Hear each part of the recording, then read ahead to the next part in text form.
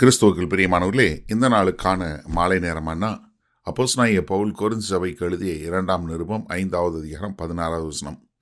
2 கொரிந்தியர் 5:16. 2 Corinthians chapter 5 verse 16. ஆகையால் இது முதற்கொண்டு நாங்கள் ஒருவனையும் மாம்சத்தின்படி அறியோம், நாங்கள் கிறிஸ்துவையும் மாம்சத்தின்படி அறிந்திருந்தாலும் இனி ஒருபோதும் அவரை மாம்சத்தின்படி அறியோம். அதாவது, நான் அந்த சரீரத்தில் வாழ்வது இனி எனக்காக வாழலை, எங்களுக்காக மரித்து உயிர் தொடர்ந்து அந்த கிறிஸ்துவுக்கென்றே வாழ வேண்டும். அதனால் நான் வாழுகிற வாழ்க்கை எனக்கான வாழ்க்கை இல்லை, கிறிஸ்துவுக்கான வாழ்க்கை. அப்படி வரும்போது என்ன, நான் மாம்சமான முறையில், நான் இப்போ ஒரு இஸ்ரவேலன், அப்போ நான் மாம்சமான முறையில் ஒருத்தரை அறியலை. அது அவங்க மாம்சமானவங்களாக இருந்தாலும் சரி, அவங்க எந்த மாம்ச பிரகாரம் இஸ்ரவேலராக இருந்தாலும் சரி, இல்லைனாலும் சரி, நான் யாரையும் மாம்ச பிரகாரம் அறியறதில்ல.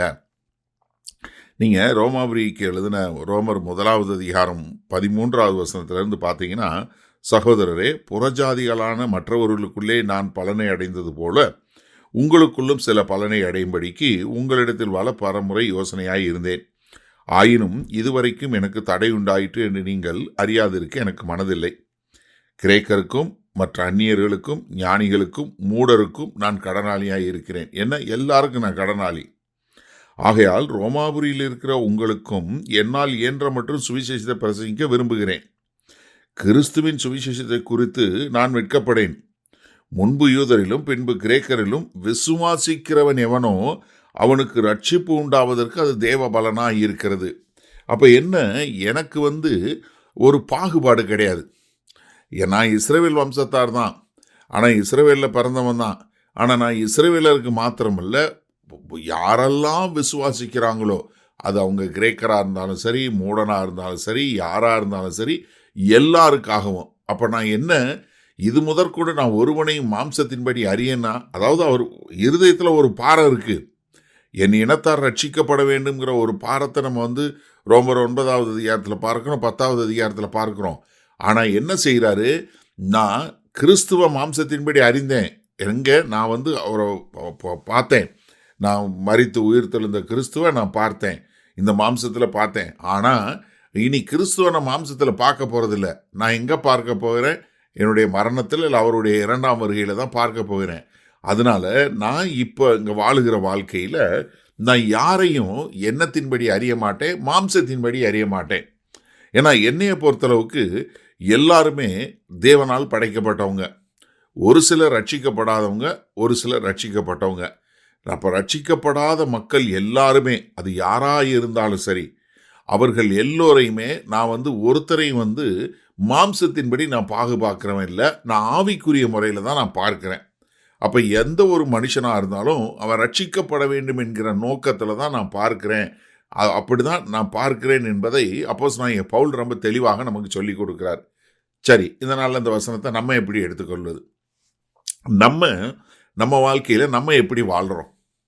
எனக்கு ஒரு வேதனையான விஷயம் என்னென்னா, இன்றைக்கு அநேக சபைகள், தமிழ் சபைகள் நடக்கக்கூடியது ஜாதியின் அடிப்படையில் நடக்குது. இது என்ன ஒரு வெட்கக்கேடான விஷயம், சிந்திச்சு பாருங்க. எங்கேயாவது ஜாதியினுடைய அடிப்படையில் திருச்சபை நடக்கலாமா? ரொம்ப தெளிவாக சொல்லியிருக்கிறார், மாம்சத்தின்படி நான் ஒருவரையும் அறியேன்னு சொல்லி. அப்போ நீங்கள் நான் மாம்சத்தின்படி, நீங்கள் ரட்சிக்கப்படுவதற்கு முன்பாக நான் இந்த ஜாதியில் பிறந்தேன், நான் இந்த ஊரில் பிறந்தேன் அப்படின்னு சொல்லக்கூடிய வழக்கம் இருக்கலாம், அதில் ஒரு இது கிடையாது. ஆனால் நீங்கள் ரட்சிக்கப்பட்ட பின்பு நீங்கள் மறுபடியும் எனக்கு இதுதான் ஜாதின்ற ஒரு ஜாதியை பிடிச்சு கொண்டிருக்கீங்க, நாங்கள் உயர்ந்த ஜவங்க, நாங்கள் இந்த ஊரில் அப்படிங்கிற மாதிரி ஒரு பாகுபாடு பார்த்தீங்கன்னா, நீங்கள் தயவு செய்து அப்போஸ்தலனாகிய பவுலுடைய வாழ்க்கையை பாருங்கள். அவர் யார்? எபிரேயனில் பிறந்த எபிரேயன், பெஞ்சமின் கோத்திரத்தான். அந்த அளவுக்கு தன்னுடைய காரியங்களை சொல்லக்கூடியவர். அது மாத்திரமில்ல, அவர் யார்? நியாயப்பிரமாணத்தின்படி குற்றம் சாட்டப்படாதவன். அப்படி ஒரு வாழ்க்கை வாழ்ந்தேன். ஆனால் நான் கர்த்தராகிய இயேசு கிறிஸ்துவை அறிந்து கொண்ட உடனே இதெல்லாம் குப்பையும் நஷ்டம் என்று எண்ணுகிறேன் என்று சொல்லிட்டு இங்கே நமக்கு என்ன சொல்லி கொடுக்குறாரு, நான் மாம்சத்தின்படி ஒருத்தரை அறிய மாட்டேன். அப்போ நீங்கள் ரட்சிக்கப்பட்ட பின்பு ஒருத்தரை மாம்சத்தின்படி பார்க்குறீங்களா? இவங்க இந்த ஜாதி, இவங்க இந்த கோத்திரம், இப்படிங்கிறபடி நீங்கள் பார்க்கக்கூடியவங்களாக இருந்தீங்கன்னா தயவு செய்து நீங்கள் மனம் திரும்புங்க. ஏன்னா இன்றைக்கு கிறிஸ்தவத்தில் அநேகர் கிறிஸ்தவத்தை தூசிப்பதற்கு ஒரு காரணம் என்ன? சபையில் நடக்கக்கூடிய ஜாதி சண்டைகள். இவங்க இந்த ஜாதி, அவங்க இந்த ஜாதி, நாங்கள் இந்த மேல் ஜாதி கீழ் ஜாதி என்று சொல்லக்கூடியதாக அதில் சில ஊழியர்களும் சேர்ந்து கொண்டு நாங்கள் இந்த ஜாதி மக்கள் என்று சொல்வதனால தான் இன்றைக்கு கிறிஸ்தவத்தில் மக்கள் கிறிஸ்துவை பின்பற்ற முடியாமல் போகிறது காரணம். அப்போ எனக்கு அருமையானவர்கள், இந்த செய்தியை கேட்குற நீங்கள் முதலாவது மாம்சத்தின்படி நாங்கள் ஒருத்தரை அறிய மாட்டோம், நாங்கள் கிறிஸ்தவர்கள் என்கிற அடையாளம் ஒன்று மாத்திரம்தான் எங்களுக்கு என்று சொல்லி வாழ கற்றுக்கொள்வோமா? மகா கிருபையும் இரக்கம் நிறைந்த எங்கள் அன்பின் தகப்பனே, இந்த செய்தியை கேட்கிற ஒவ்வொருவரும் இனி மாம்சத்தின்படி எவரையும் அறியாதபடி நான் ரட்சிக்கப்பட்டவர்கள் ரட்சிக்கப்படாதவர்கள் என்கிற ஒரே கண்ணோட்டம் மட்டும் காண ஒரு நல்ல மனக்கண்களை கொடுக்க வேண்டுமாய் மீட்பரும் இரட்சகருமாகி இயேசு கிறிஸ்துவின் மூலம் ஜெபிக்கிறோம் வல்ல பிதாவே, ஆமேன். கர்த்தர் உங்களை ஆசீர்வதிப்பாராக. நாம் நாளை காலை தினசரி தியானத்தில் சந்திப்போம். Good night.